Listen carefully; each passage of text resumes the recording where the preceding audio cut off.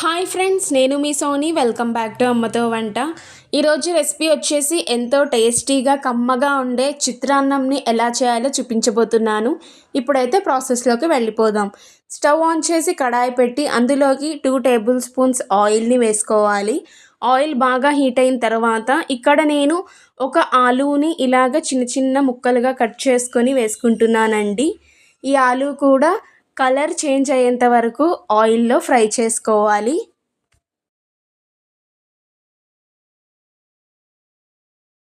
అలాగే ఇక్కడ aloo colour change అవ్వడం స్టార్ట్ అయింది కదా, ఈ టైంలో మనం కొన్ని పల్లీలు కూడా ఇందులోకి వేసుకొని ఫ్రై చేసుకోవాలి.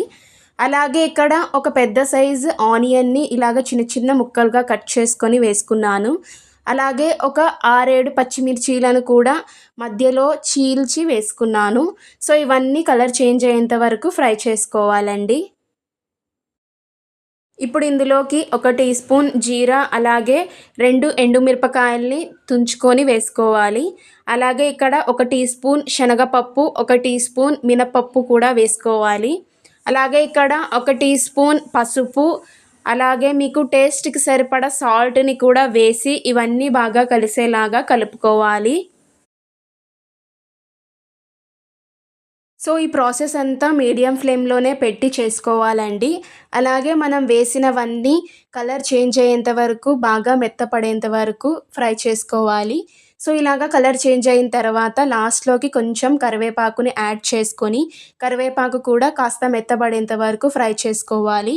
సో ఇది కూడా మెత్తపడిన తర్వాత ఇక్కడ నేను రైస్ని ఆల్రెడీ కుక్ చేసి పెట్టుకున్నాను. ఈ రైస్లోకి నేను ఆల్రెడీ నిమ్మరసం పిండి నిమ్మరసంతో బాగా రైస్ని కలిపి పెట్టుకున్నాను. సో ఈ నిమ్మరసం కలిపిన రైస్ని ఇందులోకి వేసి బాగా కలుపుకోవాలి. అలాగే ఇక్కడ చిత్రాన్నంలోకి రైస్ పొడి పొడిగానే ఉండాలి.